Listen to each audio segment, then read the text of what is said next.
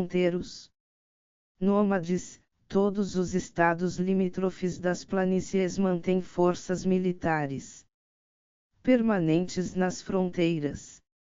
É a única maneira de dominar as planícies e controlar os veios férteis, a leste e oeste. Mas mesmo assim, reflete o abade, os nômades. O plano que Annegan tem para eles é diabólico. Os guerreiros de urso doido podem resistir à cavalaria de Laredo, mas não há peste entre o gado. As tribos da planície ainda não sabem, mas quando Laredo avançou para castigar os nômades por suas incursões através das fronteiras, mandou na frente várias centenas de animais doentes para contaminar os rebanhos deles. A ideia foi de Annegan. O resultado será a fome, e então será fácil jogar tribo contra tribo. Não conhecemos, claro, todos os detalhes, mas o objetivo desse golpe é uma legião nômade sob o comando de um chefe fantoche, armado por Texarkana e leal a Annegan, pronto para se atirar para o oeste das montanhas. Se isso acontecer, esta região será atingida em primeiro lugar. Mas por quê?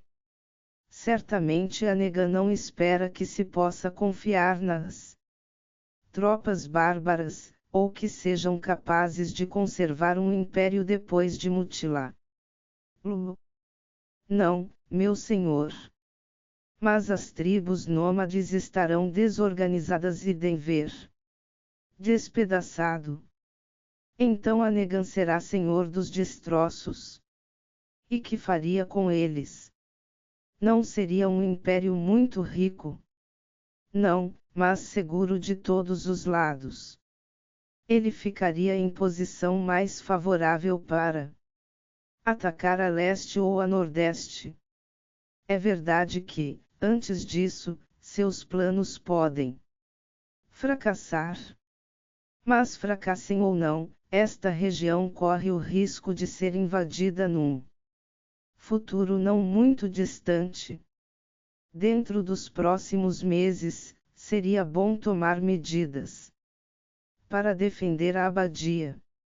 Tenho instruções para discutir com o senhor o problema da segurança da memorabilia. Dom Paulo sentiu que a escuridão começava a avançar.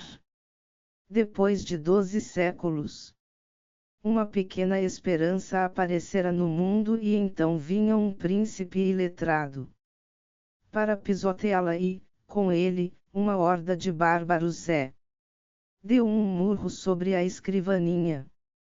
Conservamos a memorabilia por 1000 anos fora dos nossos muros, rugiu, e podemos conservá-la por outros tantos. Esta abadia foi cercada 3 vezes durante a invasão dos Bairings e mais uma vez duramente o cisma vissarionista. Manteremos os livros em segurança, como os temos mantido por tanto tempo. Mas agora há mais um perigo, meu senhor. Qual? Um abundante suprimento de pólvora e de metralha. A festa da Assunção chegara e passara, mas ainda não havia notícias do grupo de Texarkana. Missas privadas na intenção dos peregrinos e viajantes começaram a ser celebradas pelos padres da abadia. Dom Paulo cessara de tomar até as refeições mais leves e murmurava-se que fazia penitência por haver convidado o escolástico. Apesar do grande perigo que havia nas planícies, as torres de vigia ficavam constantemente guarnecidas. O próprio abade frequentemente subia a muralha para perscrutar o horizonte, a leste. Pouco antes das vésperas da festa de São Bernardo, um noviço declarou ter visto uma distante nuvem de pó, mas a noite caíra e ninguém mais vira nada. Pouco depois, cantaram-se as completas e a Salve Regina, mas ninguém apareceu nos portões. Talvez tenham sido os vanguardeiros deles, sugeriu o prior Gold. Pode ter sido a imaginação do irmão Vigia, respondeu Dom Paulo. Mas se acamparam a mais ou menos 16 quilômetros daqui da torre, veríamos a fogueira do acampamento. A noite está clara. Mesmo assim, senhor, depois de nascer a lua, poderíamos mandar alguém a cavalo. Não? É o melhor jeito de levar um tiro por engano. Se forem realmente eles, é provável que não tenham tirado o dedo do gatilho durante toda a viagem. Especialmente de noite. Vamos esperar até de madrugada. A manhã seguinte já ia avançada quando o esperado grupo de cavaleiros apareceu a leste. Do alto dos muros, Dom Paulo procurava focalizá-lo, apertando os olhos míopes por sobre a areia quente e seca. A poeira levantada pelos cascos dos cavalos começou a se dissipar. O grupo estacara para confabular. Parece que vejo 20 ou 30 deles, queixou-se o abade, esfregando os olhos, aborrecido. Serão realmente tantos? Aproximadamente, disse Gold. Como iremos alojá-los todos? Não creio que tenhamos de alojar os que estão com peles de lobos, senhor. Abade, disse o padre moço, com a voz dura. Peles de lobos. Nômades, meu senhor. Homens das muralhas. Fechem as portas. Ergam os escudos. Cortem-os. Espere, senhor, que não são todos nômades. Ah! Dom Paulo virou-se outra vez para olhar. A confabulação terminara. Alguns homens acenavam, o grupo dividiu-se em dois. O maior galopou de volta para leste. Os cavaleiros restantes pararam um pouco para observá-lo e depois voltaram-se e trotaram na direção da abadia. 6 ou 7 deles, alguns de uniforme, murmurou o abade quando chegaram mais perto. O mestre e o seu grupo, certamente. Mas os nômades. Foi bom que eu não tivesse deixado você mandar o homem a cavalo ontem à noite. Que faziam eles com os nômades? Parece que vieram como guias, disse o padre Gold, soturnamente. Que amável da parte do leão, aproximar-se assim do cordeiro. Os cavaleiros se aproximavam dos portões. Dom Paulo engoliu em seco. Vamos recebê-los, padre, suspirou. Quando os padres chegaram embaixo, já os viajantes tinham parado fora do pátio. Um cavaleiro destacou-se dos demais, trotou adiante, desmontou e apresentou seus papéis. Dom Paulo de Peicos, Abés.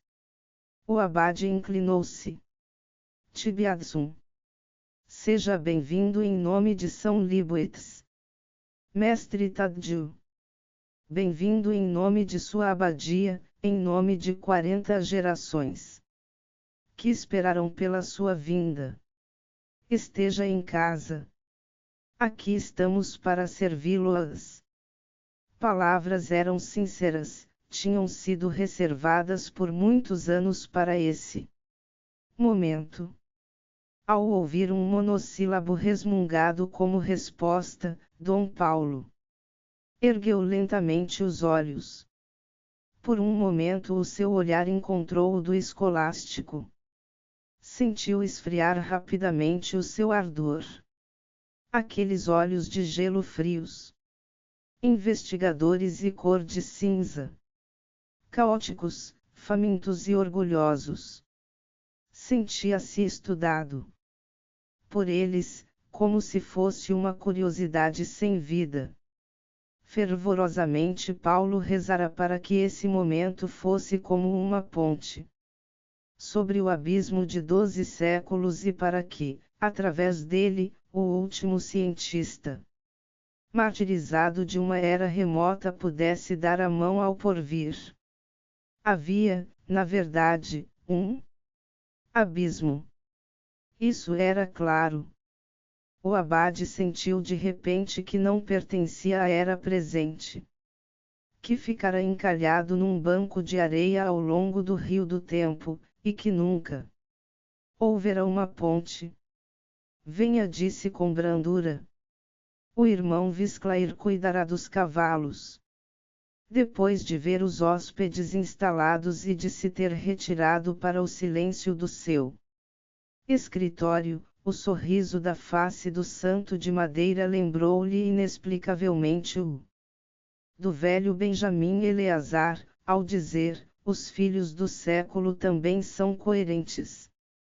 Gurá, como no tempo de Jó, começou o irmão leitor, no refeitório. Quando os filhos de Deus vieram se apresentar ao Senhor, Satanás veio também no meio deles. E o Senhor disse-lhe: de onde vens, Satanás? E Satanás respondendo, disse como antigamente: tenho rodado pelo mundo e passeado nele. E o Senhor disse-lhe: já notaste aquele príncipe simples e reto, meu servo Nome, que detesta o mal e ama a paz? E Satanás respondendo, disse: é por nada que Nome teme a Deus. Não? Abençoaste a sua terra com grande riqueza e não o fizeste poderoso no meio das nações. Mas estende um pouco a tua mão e diminui o que ele tem, e permite que o seu inimigo se fortaleça, então vê se ele não blasfema diante de ti. E o Senhor disse a Satanás: contempla o que ele possui e diminui-o. Fez isso. E Satanás saiu da presença de Deus e voltou ao mundo. Mas o príncipe Nome não era como o santo homem Jó, pois quando sua terra foi devastada e o seu inimigo ficou forte, tornou-se temeroso e não mais confiou em Deus, pensando consigo mesmo: devo atacar antes que o inimigo me domine sem mesmo usar a sua espada. E assim foi naqueles dias, disse o irmão leitor, que os príncipes da terra endureceram seus corações contra a lei do Senhor e encheram-se de um orgulho sem fim.